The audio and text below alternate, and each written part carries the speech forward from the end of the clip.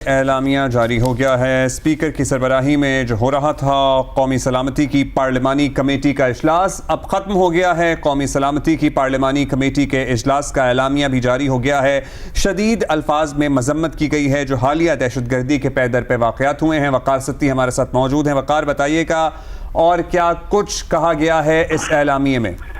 عبداللہ، 3 بڑے فیصلے ہوئے ہیں۔ قومی سیاسی اور عسکری قیادت کا دہشت گردوں اور خوارج کے ساتھ آئینی ہاتھوں سے نمٹنے کا فیصلہ ہوا ہے، جبکہ اس بڑے اجلاس میں قومی سیاسی اور عسکری قیادت نے دہشت گردی کے خاتمے کے لیے ہر آپشن استعمال کرنے کا فیصلہ کیا ہے، جبکہ قومی سیاسی اور عسکری قیادت نے دہشت گردی کے مکمل خاتمے کے لیے تمام وسائل بروئے کار لانے کا فیصلہ کیا ہے۔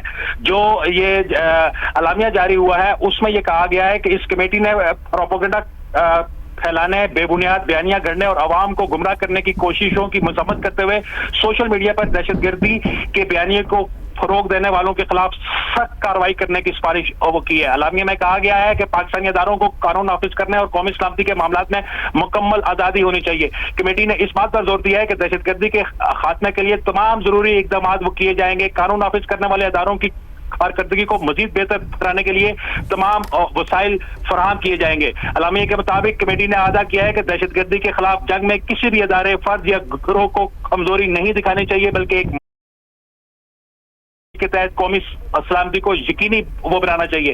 اس اعلامیہ میں یہ کہا گیا ہے کہ قومی اسمبلی کے جو ہونے والا جو اجلاس ہے اس میں تمام جو سیاسی اور عسکری قیادت ہے اس نے اس ایک نکاتی ایجنڈے پر مکمل اتفاق وہ کیا ہے کہ اس دہشت گردی کی لہر کو ہر حالت میں یہاں سے اس کو ختم کیا جائے گا۔ جی آل رائٹ، یہ تو وقار ان پرنسپل بہت سی اہم باتیں ہیں۔ ہم کیا سمجھیں؟ آئینی ہاتھوں سے نمٹا جائے گا، تمام آپشنز استعمال کیے جائیں گے، مطلب کسی طور پہ کسی بڑے آپریشن کا فیصلہ کیا گیا ہے، دونوں صوبوں کی صورتحال سے کچھ الگ طریقے سے نمٹنے کا کہا گیا ہے، یا پھر بس اوورآل یہی کہا گیا ہے کہ دہشت گردی سے اس طرح سے نمٹا جائے گا؟ عبداللہ، دونوں یہ الگ الگ چیزیں ہیں۔ بلوچستان کے معاملات تھوڑے سے کچھ اور ہیں، جبکہ KPK کے معاملات تھوڑے سے اور ہیں۔ تمام جو لوگ جو تنظیمیں یا جو ممالک یا جو غیر ملکی ادارے پاکستان میں انسرجنسی پیدا کر رہے ہیں، دہشت گردی کو ہوا دے رہے ہیں، دہشت گردی کو فنڈنگ کر رہے ہیں، یا اپنے سہولت کاروں کے ذریعے یہ خون کی ہولی کھیلی جا رہی ہے، ان کو ہر صورت سے ان کا خاتمہ کیا جائے گا، ان کا خارجہ پالیسی کا کوئی ذکر ہے؟ کیونکہ چیئرمین پیپلز پارٹی نے کہا کہ ہمیں خارجہ پالیسی بھی اپنی بہتر کرنی ہوگی، دنیا کو بھی بتانا ہوگا۔ پھر خیبر پختونخوا میں پاکستان تحریک انصاف کی حکومت ہے، ان کا پہلے دن سے یہ پوائنٹ ہے کہ افغانستان کی حکومت کو انگیج کرنا ہوگا، اس کا کوئی ذکر ہے؟ اعلامیہ میں تو اس کا ذکر نہیں ہے، لیکن تقاریر ہوئی ہیں وہ اس بات بلاول بھٹو زرداری کی اس بات کو انڈورس کیا گیا ہے کہ افغانستان سے جو شواہد ملے ہیں وہاں پہ بہت سارے واقعات میں افغانستان کی سرزمین پاکستان کے خلاف استعمال ہوئی ہے، ان کو افغان حکومت کو مزید انگیج کیا جائے گا اور انہیں باور کرایا جائے گا کہ آپ کی سرزمین جو ہے وہ پاکستان کے خلاف استعمال ہو رہی ہے۔ اس کے علاوہ دیگر جو پڑوسی ممالک ہیں ان کے ساتھ بھی سفارتی سطح پر بھی بات چیت کی جائے گی۔ جی، سفارتی سطح پہ بھی بات کرنے کی بات ہو رہی ہے۔ قومی سلامتی کے بارے میں پارلیمانی کمیٹی کا اجلاس ختم ہو گیا ہے۔ اچھا وقار، یہ بھی بتائیے گا کہ کیا اب یہ آج اجلاس ختم ہو گیا، اس کے بعد کوئی فالو اپ بھی ہے؟ اس کو آگے لے کے کس طرح چلنا ہے؟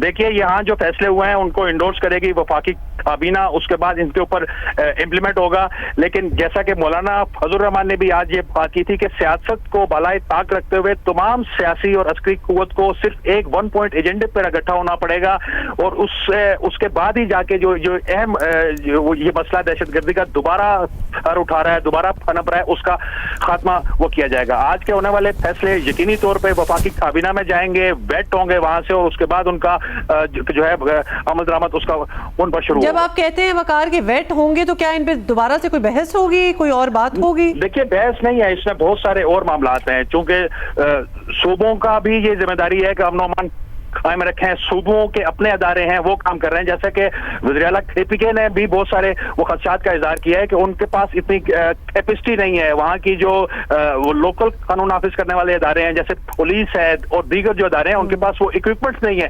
बलूचिस्तान के पास नहीं है। बलूचिस्तान के बारे में आज बताया गया है कि वहाँ पे गैर मुल्की असला जो है वो इस्तेमाल हो रहा है। अब उसका मुकाबला करने के लिए बलूचिस्तान पुलिस के पास तो उस तरीके का असला नहीं है, तो इसके ऊपर भी बातचीत हो रही है। आज के इजलास की अहम बात यह है कि वफाकी वजीर बराए खजाना और सेक्रेटरी खजाना भी मौजूद थे।